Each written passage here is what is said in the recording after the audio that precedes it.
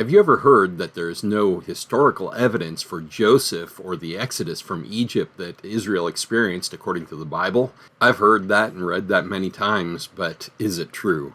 Let's consider the Famine Stela and see what it has to say about things. This is the thing which I have spoken unto Pharaoh. What God is about to do, he showeth unto Pharaoh. Behold, there come 7 years of great plenty throughout all the land of Egypt. And there shall arise after them 7 years of famine, and all the plenty shall be forgotten in the land of Egypt, and the famine shall consume the land. And the plenty shall not be known in the land by reason of the famine following, for it shall be very grievous. And for that the dream was doubled unto Pharaoh twice, it is because the thing is established by God, and God will shortly bring it to pass. Genesis 41, verses 28 through 32. According to the book of Genesis in the Bible, Joseph, the son of Jacob, who was later renamed to be Israel, so he was one of the sons of Israel, one of the tribes of Israel, but Joseph was sold by his brothers into slavery in Egypt. After arriving in Egypt as a slave, he rose to prominence in the house of Potiphar, his master, until he was falsely accused by Potiphar's wife and thrown into prison. In prison again, he became very trusted and was given charge of the entire prison, despite being an inmate himself. This lasted until he was given the opportunity to interpret a dream for Pharaoh. God had given Pharaoh a dream that represented 7 years of plenty followed by 7 years of famine, and Joseph was able to interpret the dream for him. Pharaoh was so impressed by Joseph's interpretation that he gave him great authority in Egypt. He placed him in charge of gathering up all the crops during the years of plenty in order to prepare for the years of famine. The position of prominence given to Joseph was second after Pharaoh. In other words, only Pharaoh would be greater than Joseph in all the land of Egypt in terms of authority. The Bible records then that the 7 years of plenty and the 7 years of famine followed those predictions. During that period of time, the kingdom of Egypt increased in power as a result of them being the only ones that had food in the region.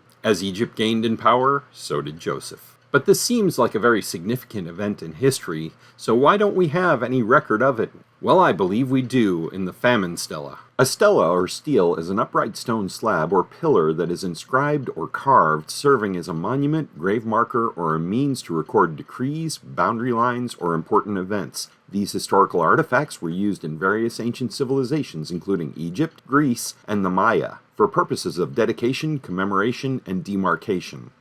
The Famine Stela is located near the Aswan Dam in southern Egypt on the Nile River.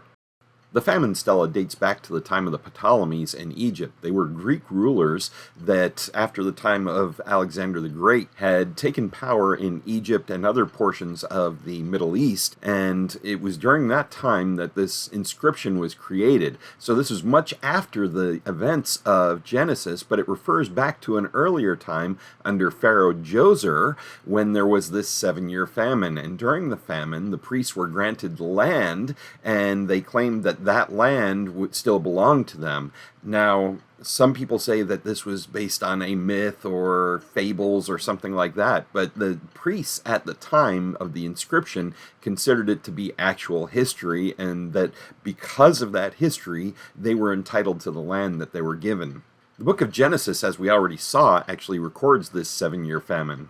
According to the Famine Stela, this drought and famine that was associated with it actually took place under the Pharaoh Djoser, which was one of the early pharaohs in Egypt. According to the Stela, Pharaoh Djoser sent his prime minister, Imhotep, who many people believe was none other than Joseph of the Bible, down to the source of the Nile River to find out why the gods were displeased. While there, Imhotep was given a dream that instructed him on how to correct the situation. Though corrupted by about 1,000 years of Egyptian tradition into believing in their gods, it's interesting that the Stela notes that it was his prime minister that was involved with this, and that there were dreams involved, and all these things that connect to the biblical narrative. It's very interesting and supports the idea that the Bible is actually true.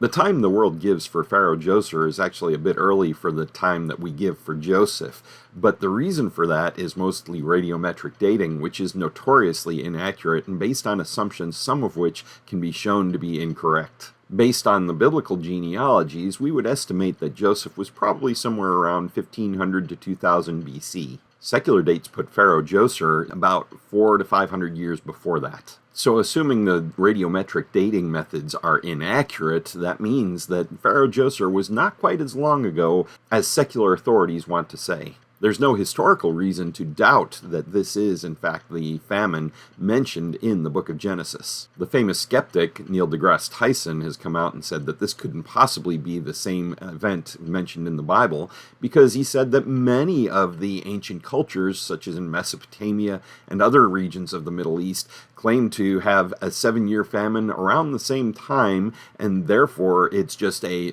myth that was common in those days, or perhaps a shared memory between all those various civilizations. That would actually support the biblical narrative, because the famine that was supposed to take place in the book of Genesis was not simply in Egypt, but the entire region of the Middle East. All the other nations around Egypt came to Egypt in order to purchase food during that time. Egypt was the only one that had food available. This is just another piece of history that supports the biblical narrative, and I thought I'd share it with you. Make sure you check out my books on Amazon, and also check out my channel. I've got lots of videos on different subjects based on the Bible or history, and I think you'll find it interesting. And tell me in the comments whether or not you think this is actually support for the biblical narrative or not. Make sure you subscribe to my channel and then join if you really enjoy the information that I have to share. And hey, check out this video I did on the Waldenses if you enjoy history.